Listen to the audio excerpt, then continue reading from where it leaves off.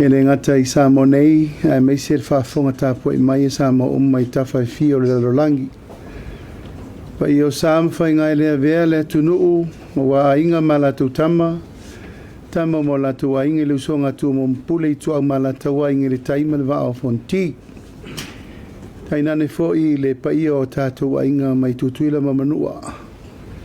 Wa le fio ko vana mal whai ngā malo, tainane pa ia masani tātou te fo yai ina nganga whaaloalo ia o manatu o se lao tā uale nei tātou te whesira wha ia I le mai ai o le sauninga alo ia le nei aso o le tautinonga ma le manatu au tū o na o le Ulua'i aso le whainga malo e manatu e tau pena maua se lao tā ua mo le pa ia ma le maulunga o se ngotu stala Ono le patoa umamai, le whaamoi moi o le so. Ele o tue nāma se la ina fo I le taunuunga na taunu I le tāpenanga le tātou malo. E me se fo I le whainga malo. Ma Sāmoa ato le wai umal manuia I tō whingo le nei aso. Tu mawai pēle ngā whaafitai ma le whaamanui le tua. Ia u whaataunu umal manuia le whaamoi moi le nei aso ma le taupulenga sa tāpena. Ai o te whaonga ina le nei abano tā ua Sāmoa I lau tāpua I mai. Lau mai mo mai, ai mai se fo I tūlanga o le tu I mai o le muripapanga I maota malawa. O I lato uma le I mawhai o na tātou a waifa atasi le nei aso. O na le nganga lava o le moriato le whaaftai ma le whaamalo. E tu sai lau tau tāpua inga ua e ai manu feiva o le tātou whainga malo le nei aso. Whaamalo le talo, whaamalo fo le tāpua. Le pulenga ma le mamalu maulunga o le tātou ofisa whaasara lau. O te loe to te le anisi o tōng taun whai atu ina umae a le whainga pālota. A o lo loma fo I le tātou whainga pālota mwhate talile unga. Paulawa leo lau tāsanga na watu. E ele I tu aso. Tātou te whilo e pe I le tai au le nei. O le tautinonga fo I na o whai atu I le tātou press conference. Le sauto walau lia whapitoa iau. A whai e mai le whaatutuanga Sāmoa, le whaatutua I le atua Sāmoa o tasi. O le ato e mata la tala umai na sootanga. O le ofisa whaasala lau umai Sāmoa. Tainane le press le malo. Ma uto uma taito tasi I te tonu le tātou media industry. Whapea fo I le tūlanga o le taupulenga o whalesi whaasala lau so se me lava po Sāmoa nei po atu no mamao. O te manatu, e te tau o na toe whaile lei ni tātou whainga whabae ma tūlanga uma e maua il tātou so tanga wāmala lata. E peo no whai atu, media is part of our development. O le media o le anganga fwoi e tū lai me whate mukalasi ina i tū mau pēa.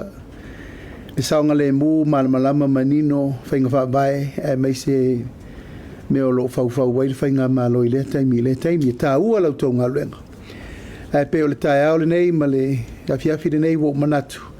Whaafonga tāpo I mai Sāmoa I ai mai se fo I le tātou whaamoe le so tātou avele iuta. Mori le nganga whaaftai tu tino uma le tātou malo sa ta pena ina le whaamoe tā ua. Whaalulunga mta ngā luenga, kanata whai ngā luenga, I le ngata I le whai ngā malo ai whape fo I le fionga I le whailau tusi au o le Parliamentary. O tātou taunu o se taunu unga sa tātou manatu o I te tauna a mata I whainga malo whiriwhiria. Ia, o leo wa tau I tū lao whainga malo fau. O le fau o sau whai atu le no fua. E te tau waina tātou whesila whai ma Feiloa'i so se taimi. E so se taimi. Wha manino ai ma wha malamalama tūlanga o ma so se matau. O tō masani voi a tiau. E rei tātou whesiri whatapula ia. Ta tala lewa noa I teimi ma tūlanga tālawhia ngai. Ai se I uma le leile whaamoe moe por kalame ina nai. Tūlanga o tātou press conference. E tātou wolore ma vai le lei. Ia wha tūlangana o lea matawhaioi ma lea matawhaioi. O lea sole nei. O lea sole whaaftai. O manatu nano tō o mai e watula o whaaftai fo ia au tō. Ia, ma le lipotina o tātou tala. Awa o le lalo langi atoa. Le sa mai mo mta po I mel tātou Feiloa'iga. mai se ta penanga mai ta ua ina lauto ngaluenga wa manatu ai tātou te whisir wha ili tūlanga lo ia ma uto uma le utu stala ai iai lava le langona e le uma le whai aso leri ma le tātou whelo i pe inisi o tūlanga ua le tātou wha moe moe ai a whai lava o iai se si o tau o le mwhainta o whiofia na whisiri ia o lau tau mwhai lava e tu inatu se wha mtalanga ili mata au pu o tau siri fia e mawai se file e mu o le tunu ia mani tūlanga ni mata au pu o ngongo o te leo loa tua Alfa moe moe la vaia o tau le so o lea ua whātau tō le whainga malo whiwhiria. O le whaua mai le whātau tuanga le tunu o te tau a vei nai le whainga malo. O umana tofi ka peneta, o umana tofi minista langolango. O le la tau pule whātau langa le tātou Palemia komiti wha Palemia te te whono. Ea ona tātou whasor solo atua i lava lea. I le ngā luenga, i le ngate le ngā luenga le pule whātona. Ia ngā luenga whapalemene. E la tala tu pele vanoa, pa ia malu al tatu au tu stala, ia, po la se tu langa o elu tu whamoe moe. Au te au whionga o rewa, mō tatu o ia vanoa taluna, mai a whatau tōru o whionga. Leo te tai o tatu malo, nei lima tau sanga rea sabari. Lau sini mo moe no o whionga i le ri pārimi. Lo nofo te tali reo whinga ruenga o mare malo, tele whame talanga o whiawai. O le se tupe tutongi ai, o uti le whasoa. Ia ora tūlanga lusu 5% le sa whata moe mai ei nei masina ia le ngā ruenga. O le ase e sila ma maua lo whionga. O le kāpeneta ua mai o na whailoa. O ai le Palemia ia pe whanofo leu tō kāpeneta ina ia whata oto se ata le talo le tupe mo masina ia tō le tau sanga whata tupe mo lo wharoa. Wa uma na Feiloa'i whaurulunga o mtanga luenga le malo e limas furulua ma le malo whiwhilia ai le i whatau toina i le so. O ina na amatan ta pena mai le la fua i le Feiloatusi a ol kapeneta ta ina ne le mtanga luenga o tupe ia ma le mtanga luenga o le vaifafo ma lato uma e ngafa ma le ta penanga o me tau tupe e tau mai le tatou malo i te tonu. O lipo tia mai tu e tasir vai aso le tu toe ia ona papa urole o le laulau mo tu tongi o tangata whainga luenga. Tātou lusu 5% lenta pena mai le budget ina ua le pasia le tātou budget. O lo lava isi tu tino i tu langa lava o lo whasolo ia tina e wha ma mea. A le mea le urgent i le taimile nei ia o tu tongi o tangata whainga luenga. O mafua ma ua foi ele o mawhaina tutongi o wataimi le taimine nei. Ma ua umana ave le whatonunga i le sol mtanga luenga o tupe. E te tau na tātou ngā ioi lo il tūlanga masani o le kātou whanga ingo ino le tātou tala le tupe le emergency budget. Tātou te whaonga ina le tasi o lima i lalo le whaavai le malo. E ta pena i se paketi to tonu le tolus fuwaso. O mawoina ave le whatonunga ta pena i lava. E le tu e manaumia le mea lea o le umo le tolu surwa so atu e whapema i vo i to extent le ai. A wa avel tu alalo le tanga luengo tupe ma la tau o ngafa ma le whaso so ino tātou tupe. Ta pena le tātou 105 po le tula fono le ai mawhai ai o na pasi i le fionga i le au mamalu le malo i lalo le whautuanga le kāpeneta e mawhai ai o na whaanga i o i le tātou malo i tonu le tolu surwa so. Ma le whamoe moe o mtaupu le pasi le so taiao. Pasi alo ia tātou kāpeneta taiao le whamoe moe laua o aumana tofia le Ministerial tupe la laua nga isa o ia ma lana mtanga luenga e ta pena le tātou emergency budget 105 ina ia mawhai o na pasia taiao ma whaanga ioia i lole tūlanga o le ia inga iatu ngalunga ina e tātou tangata e whai o le rea blabo tongi. A o bataimi o no le fufuanga se i maea e ai totono le tolus furuaso o ina e ta pena i le tātou paketi e teipo le Palemia. Lona winga he te tau na fuo whataitai tau no o atu le baesolo na lua po le baesolo na tolu o ki topa. Wa tātou tāwili le tūlanga o le process masani a normal budget procedures i tono le Palemia. Ma o le tūlanga lea ua mato manatu e whaalava se tupe te tonu le tolu furuaso.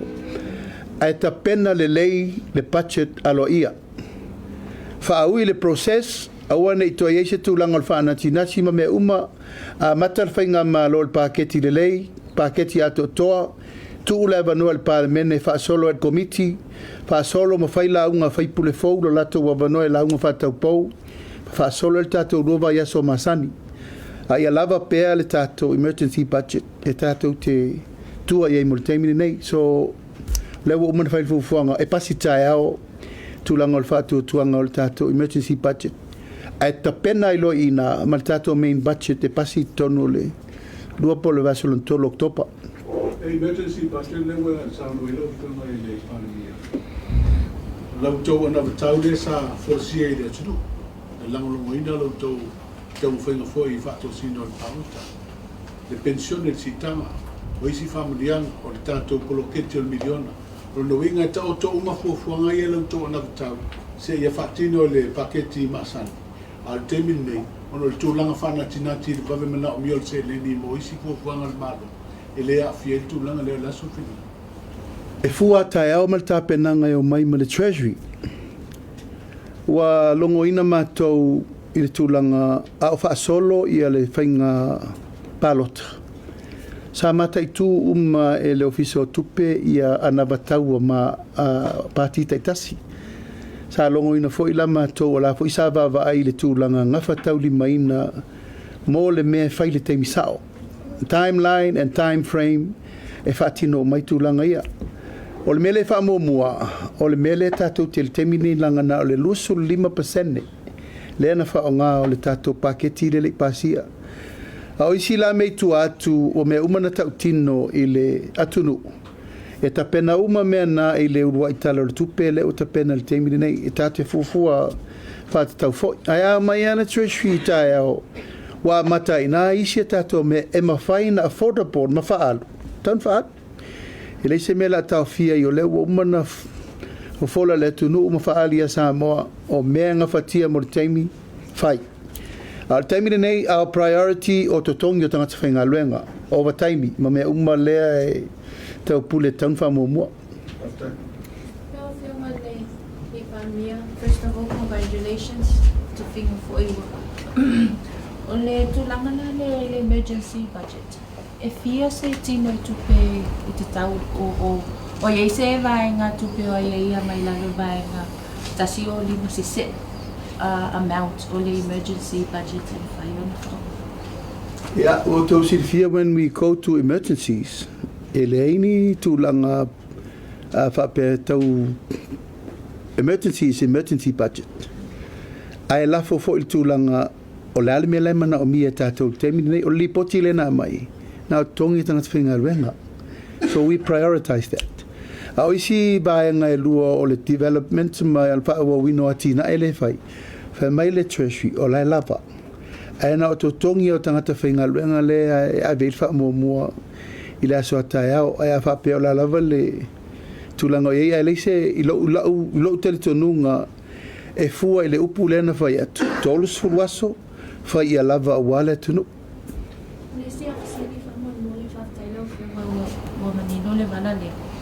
Tofinga i o sui Palemia whamamole. E se mafuanga walua I tofinga wha sui Palemia. And is this the first time we walua I ni tofinga sui Palemia? Ia, e tātou te awa o mai pēr I futia wa sola maso waru. Ona hele ngā tia o le sau whai mo mol kāpeneta mai lua vesu ono. Le o tu sau whai kāpeneta I lua felusu tasi. O mena tutupu ina, ua iei tūlanga o le lenga whatauli maina o na tau ave sui Palemia tō tasir ngā luenga sosoani mo le Palemia. E ilei tū aso ua matua I le mawhaia I ar sui Palemia o na wherwa. Aisea, e le te tau na aru lesi a ele o iei lesi. Ua manatuai, e te tau o na whaasoa le evenga, ma e te tau o na iei le teimi o tātou tiutilo ai fo I le tūlanga o le whaasoaina o matawhai oi matiu te tau ave. Ia e mai se ai le melena o whaasisileina, ia. O I la ua iu whiriwhiri le so le whionga ato e lupe ma le whionga e mulipola o senior members I o le whainga malo. A e tō te sirivivo, e ele taimi vo I lea a alu Palemia. ona whiriwhiri leo le acting prime minister e iai le tūlanga whae te tenga i lo utangona whate i tai e te tau ona whae te te i tūlanga ia ona e fau uma le kapeneta mo le taimine neo le putoa wha solo ngā luenga po ai alau mātou e tō tōrua i nei e te tau lava na i eile tangata e mauti no ai o lo o sanga le mūmea security wise po ai uma ai le taimi na e tō sirifia e le ima whaina whelua i tele tua lai malanga ai sa e tele na malanga la fionga le tamaitei Palemia ia whapenana puni ti ai lona wano i ana whauntanga ma meo man tau walura le Ministerial I represent ai wau manatu ato tolu mato pe o tele inei ala lava la ua pe le iei fosi tasi ala iei le si tangata e tua iei it's all about dedications of authority ma whaile me te tauna whai mai le taimi e fuanga iei au wha solo matu minister fau nei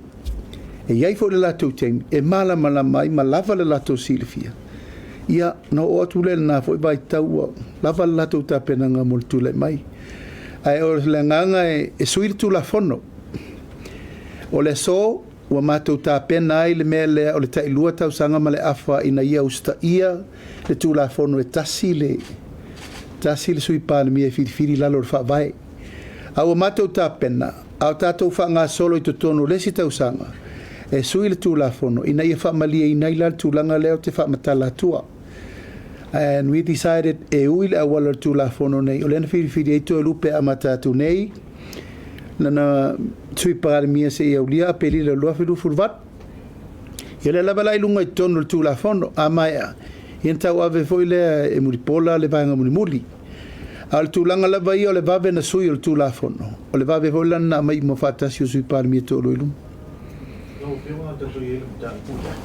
o le foi ua iai ia le tamaitaʻi lea o tofia avea malaʻuga fetalai pe mafai ona saunoa o fioga ma se tasi lea o vaega tāua e pei ona iai foi e filifili o le lua palemia a lea foi o filifilia tamaitaʻi avea ma sui foga fetalai ia o le faamoemoe foi lana o loʻi lalo i faiga faavae le faatuatua i le atua sa mo o tasi e lua sui foga fetalai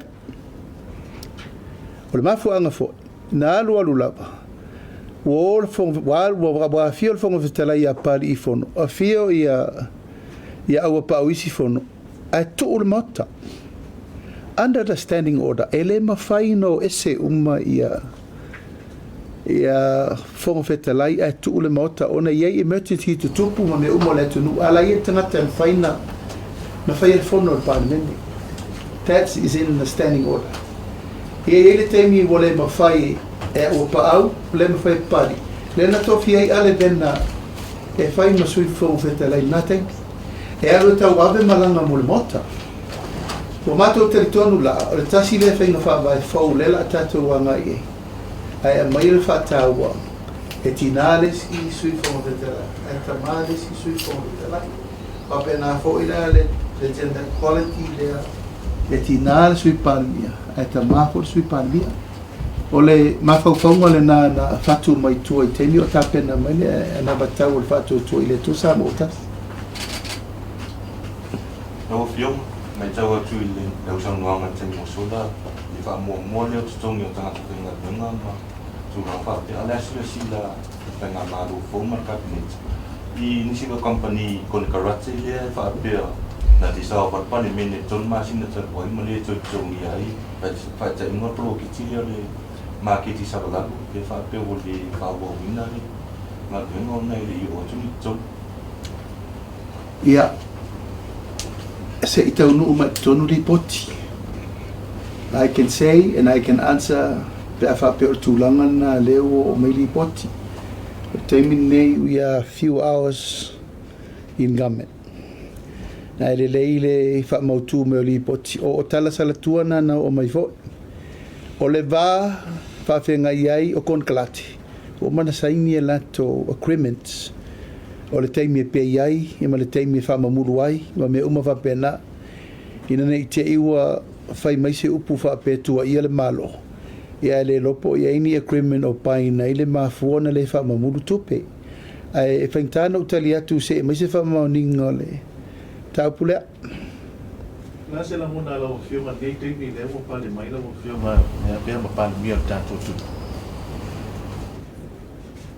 I feel normal. E le ai se me tasi o suia I lautou sirsira mai e atea. Pe tātou te wheloa I le nei le official te tai o le malo. Pe tātou te wheloa I foi lalo u tā malingi e masani tātou wheloa I. E tutu sa me uma. Paula valeo le tau tinonga le sa tātou wheloa I. E la matua whaavāvala la tātou. Au lau whalongona vi ia le tua. A whetai wa lau tau lau le wha moe e le iso ulangona wha pēo e wha ngai e tia po la se si excitement le ai. O masani fo I tūlanga wha pēnei. Paula valeo le mea ia maua le nganga o le tau ave o le wha tino ino o tātou tiute. Wata wina I lau ka peneta pinkiria. Tō tama ta I lau tō whakawhai. O le tasi leo sui o whitalai. O leisi tō alua leo I tono ka peneta. E mata wina I le whatotonga o le pūlenga lau tō whinga malo. I le si tia leo tūlanga o tina I te tono o whai o malo. Nā se la pona ro fionga I le di pāna. Ia, o le tasi fo nā tū la whono e te tau ana tātou tu e mata I tūre lei I le au wala e whatino ai. E tau tala ma le whaaloalo. O le au wala e mawhai ai ana tō tele tina o le lavau whaatupula ia o no le au ngā o le tū la whono na whai. Peita, e isi vaenga o le tū la whono e te tau ana tātou tu e titiro lei ai. Le anga o fe matea I le whainu me le sao. Sa mafu ai o na design le formulation le I tō tele tina I tono le Parliamentary. O le ua alu nei, o tātou tau mate, o le tala noanga o le tū la whono lea, o au sa ufonga whetalai. And I fully support it. I fully agree. Ona ia. Ta ua le tau au whai o tina I tono le mota. Peita, wa tele ia ala e tau ento e whamanino le melea. Ina ia tutusa le whainu mela na malie I ai le tipeitingo le whaavae e lima. E ale usi fine le ono. O vai suala ia na mana e na e mawanoa. E ale utato oi ne vape o la ale se 10% o lima sutasi. E ale whai mail tal tonunga wha mathematic. E lima. Ale ua li liu mel wha msinonga. E ono.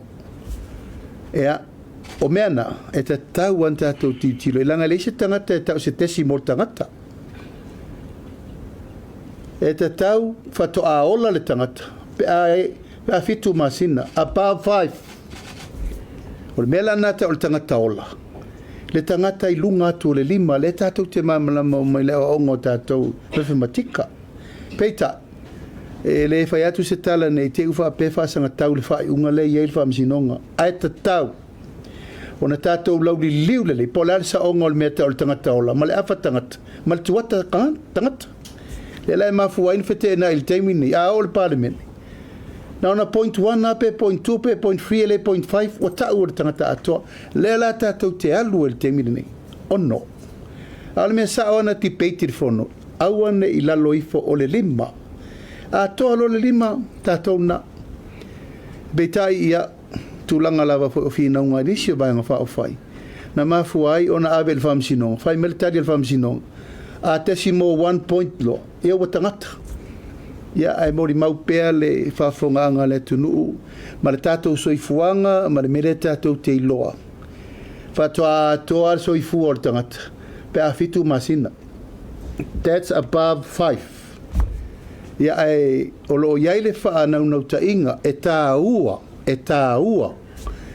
le iai o tina I tono le mota mai o te tūla I pēa e tau awe le mau ia awana I lalo pēa o le lima leo wha ingo tina leo tato ba iai a tato amata mai lava oai na le tōlua tolu at least pato le taimine nei a leo tato o lava le tūlanga wa ato al whainu melo tina a le vata tani ne tato ono len tato whinaue he uman whainga balota he tato lolo peto e whirifiri pele ai Leo fiona tu e tasi alo kusiri tūlanga le ai lau ka peneta.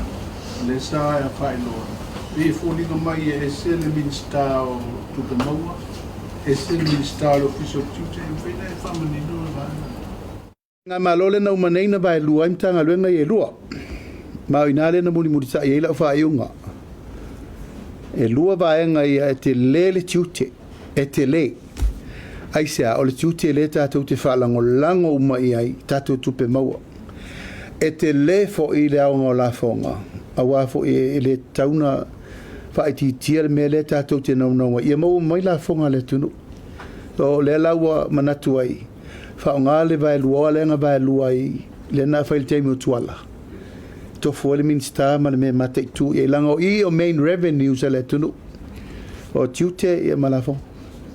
Honourable Prime Minister, I understand you've been newly elected as Samoa's Prime Minister. What kind of leader do you wish to be for the next 5 years for Samoa's people? And why do you think the people of Samoa chose you to lead? Yeah, Paftaimol Vasili. I will listen what the people wants.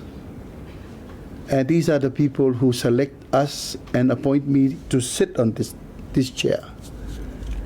And that will be my guidance.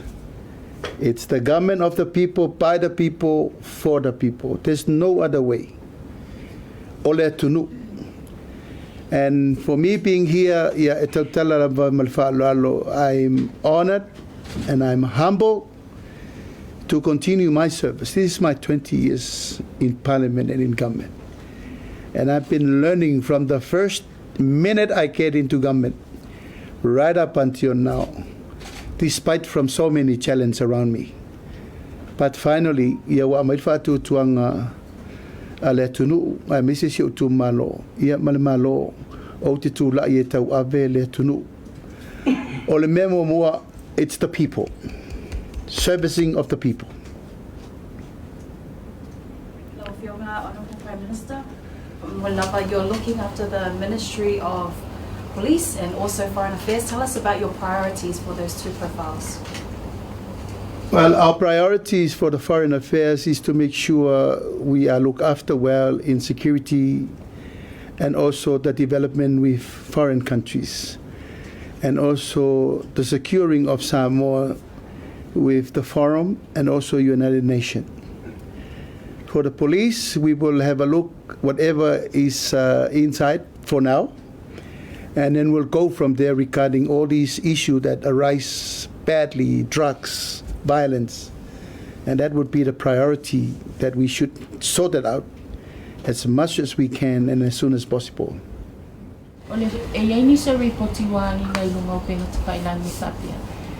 O no le iai ia mulianga fo ia lo te na malai no li fasanga le fioma ni sila reporti lo fapia mai fa ono iai le malo si anga ila o fioma le Palemia e ave ese ia mulianga ia o fai fasanga ila o fioma e sa o pese ia reporti fa mon ia o te le lopo se sa o ia reporti, but take it from me today, the court will take its course. E le aise me whapena I tūlanga fo o me mata upuia nai tō tirifia o le Aotearoa. I can say this all the time. I've been through and been involved and affected with some of the challenges before. I claim my innocence. And time will come if aali ai le mi o tonu I mta upu umaia e tula I lumol famsinong. Faalu mta upu I lumol famsinong. Alawa I aol famsinong. Wala le tali e mel famsinong. O tali nai muli muli ta I el whenga malo. Wena mau fo I sa ripoti ka mon mole. Toa kere uri poki. Lo fionga na beo lesa pa ta fanga singa se fo I lau no fionga mau o tuai ia fo mai fo I no mauta pe monia pa mta. Ia vai o to. E le ai se taua e leini manuanga. For the last 4 years and for the last 8 months, sa tau mo fai ele ngā lue ina o campaign ma me umma, ala vai ngā whao fai. Your body is not a machine. E ere te mi e tauna mana o mi ai lo ta oto mai malolo le lei. O lo vai masani ai a umino tu. Ia wha penala ngonal tina. E lua se lau valus furu I tūla na o tūla I e fo fola le na vatau al whanga whao whai le tu nu watoa. Lima su tasi tu malo. Tele o taimi le lava le moe. Tele o taimi le lava le malolo. A ina wa tau nuu ua maua le tolu sfurma le lua o sui a wai langolango ina le fatu tu ile tu Sāmoa tasi e o nano to au langona I lore tina o le tino ia le to te vai mai mo to sisi mai le atol malosi ai le fa pe ye se tu fa maunga e fo le temi te mana mi ai lo malo lo le lei au te le inga sengasi o te le itau fia fo le falma ona ye a medical doctor masani la ku ale ki e vai pe e você meu tau limonia ia pe a fia ni fa vela be le malfia o se mo le buria la ufiona ia ka te mo le abrodo pa po limoni muske e ai sui fai pure tutto tasi le la mo ia sa fa per tau memoria tu lo to parti fa fai ale na mo li mawina na le la sala e pa ai de la e mumu e monia tu langa o le o tu maua I ala o tau numela le tau sutasi o iei nisi o tu totasi e langolongo atu I le nai tu whaufai.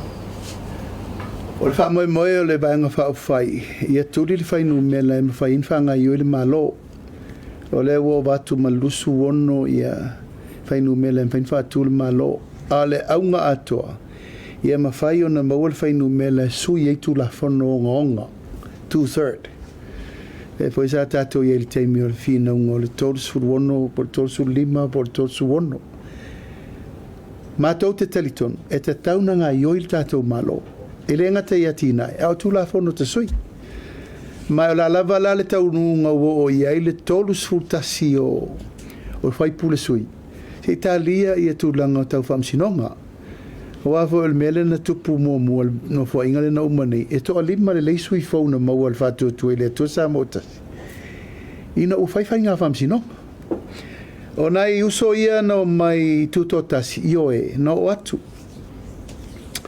atu le sui o si umu ia ma le sui o vai singano lua matu fa som tal noa ia sa o fa malamala malele ia I fainga fa vai o mana ta oto ai le por kalame le fatu tu ile tu Sāmoa tasi ai ai le tangata e fia u fale mai le ainga nei ui mal fai to ta milo mai tono le fai to I fainga fa vai pe o le mele no mai ai ale tu mamau o la le men fai ma vai le lei ai u fale mai e ve masui o le fasti palota laiti o le wala le na la tau te langona ai le langona o le vaenga whaavai.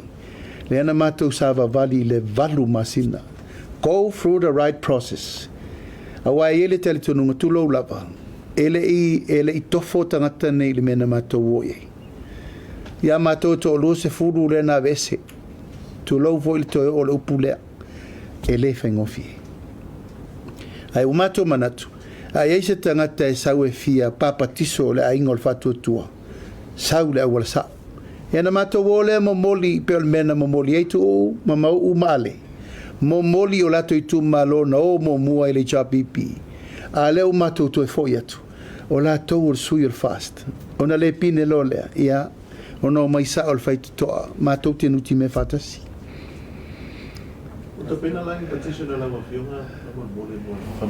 Ia o lai ai ia tulanga fo ia maioio na ngai le mafaina ta fia me nei o sori ngatu la fono le foi matou te fatalitali po ani petition ngai mai ai o matou ia peto lima na su ele ao na matou lo ia tua su ele po ni mea eta tau na tala fe ngai na fai a fa pe ani me fai ono tulanga le ato tuamani sori ngatu la fono me faina fo ia e fai ai ale ai la wa ba no tu la fono aro lima ne lo ia ia tangi lima ai le faino o disclose to ia fa fetai tele le fa fonga mai si o tatu watuno e foi tu la fia fisa mo mala mai mo mai ia tatu avele yuta tatu tau pule mo le vai so fou a solo tuai tatu por kalame fatu langa vaya so uma a ole e banoa o la firi le tangata o le kapeneta e famous spokesman ina ia tala noa fa soa I issues ese e me fai ona fatu la ile longona o le tatu watunu a me se lauto mta faioi fa aftai lauto senga tu stala wale si fa sala laum televise Whaaftai lau tō ngā luenga, o le anganga atoa i atea o te itai o le malo. Whai se tātou amatanga fau, e re whaape o te whaatu tō te au mai i atea. E tō te au mai whai ngā malo, le ai, tātou woa le mō le ala. Se i longa lava e matua i tari tonua o tō ue whai tala se. E ana mānai a lola i o le tātou polkalami. Ai, whai tala sao. O whai atua i au tō le matanga, whai tala moni ma tala sao. Wai e whaingo fie i o le whalele. Ai tau te le loa le tī ngā. A whaila lesa au tī ngā i tala ia. I au tō vai le atunu, awane tī ngā le atunu. Wa au tī ngā le atunu o te minei. Li poti, tala wha maoni, ma tala sao. O ina, ea maila mi o tonu mo le atunu. Ai whaaftaile a whio mai, mtala mai au ni aso tātou tu e whelai il bai sa fau, so i fō mai manuia.